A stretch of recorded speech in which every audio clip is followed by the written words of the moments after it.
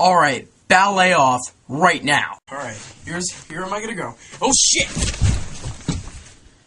Oh, that was a fail. All that I need in the world. I'm your child, make me blush, drive me wild, Suzanne.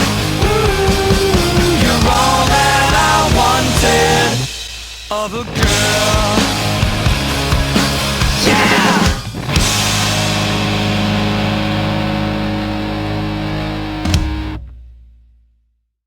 Welcome to my review of Black Swan, guys.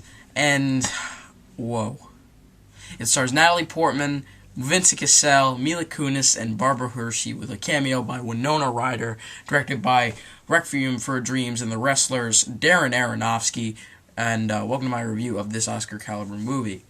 Now, the main plot of the movie is Nina Sayers, played by Natalie Portman, is a very dedicated ballet dancer with some psychological issues. Apparently, she used to scratch herself due to all the pressure her mother, played by Barbara Hershey, put all this pressure on her, and she used to be a ballerina, and then she subtly blames Natalie Portman for her career choices, bad career choices, and yeah, then crazy shit happens.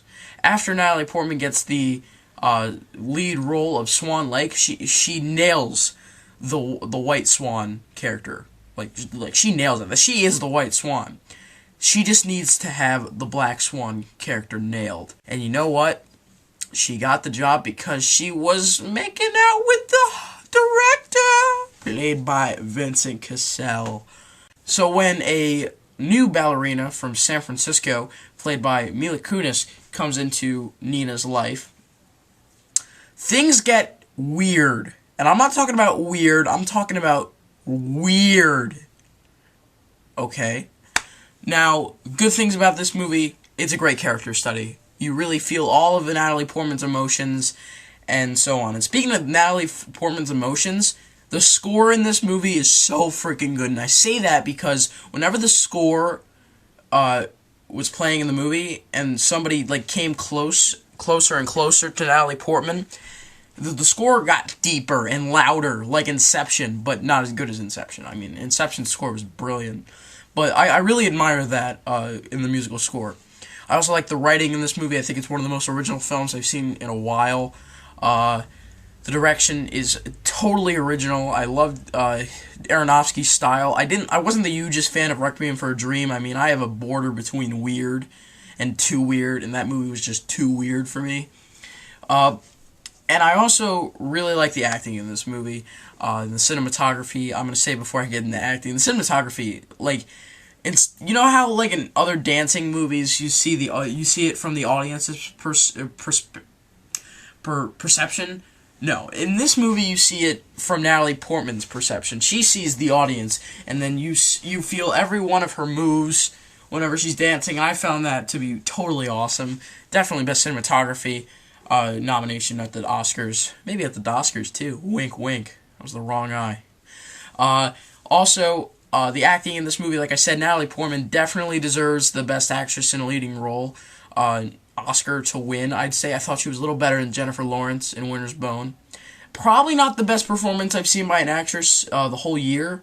I still have to think about that, but definitely one of the best performances I've seen by an actress this year. Mila Kunis as her exact opposite. I've been waiting for Mila Kunis to get that role that I've been always waiting for her to get, because everybody knows her as Jackie from That 70s Show, and most notably Meg from Family Guy. But she's delving into the movie career, and she's been good in all the movies she's in. It's just I haven't looked at her in a movie and say that's her part. She deserved that part. No, my every reaction I've ever had from her, I never said, that was her part. I always ended up saying anybody else could play this part. But no, this is definitely her role. I think she definitely deserves an Oscar nomination, not winning, but she was really good. But there was one scene where she went into the bathroom with Natalie Portman. She takes off her panties for no reason, and puts it in her pocketbook.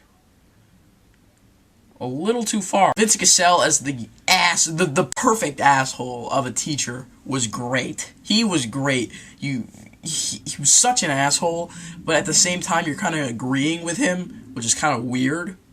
Winona Ryder, whoa, she's making a comeback. Yeah, even though she was rich already, why did she have to steal from that Macy's or something? Why? And Barbara Hershey was really, really good as the mother, but I fucking despised her, like the character. I fucking hated her. Like, something happens to her at the end where I was literally like,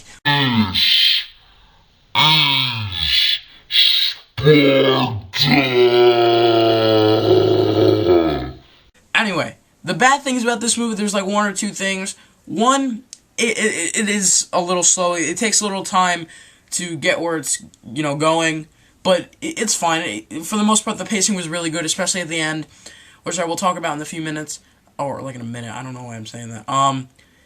But like the big problem I had with it is that the hallucinations, for a movie that has like tons of hallucinations in it, it's damn realistic. But that last hallucination, I don't want to spoil anything because I don't like giving out spoilers. It actually stretched believability, in my opinion. But Ryan knows what I'm talking about. I don't really want to go over it, but it's like a little nitpick I had, but still was a great movie. And the ending, it like everybody's saying, I'm agreeing with them. It ended on the perfect note. One of the most shocking movies of the year. It's not necessarily the most entertaining movie to see in theaters. That's why I say you really shouldn't see it in theaters. You should just see it, I don't know, like on demand when it goes on demand, or get it on Netflix. Not a theater movie, but totally a watch. I definitely watch it. It's one of the best of the year. It's in my top 20. I'm gonna give it a 9.5 out of 10. Yes, I changed my rating system. It's gonna be like halves now. I'm finally getting that in my head. So yeah, 9.5 out of 10 for Black Swan.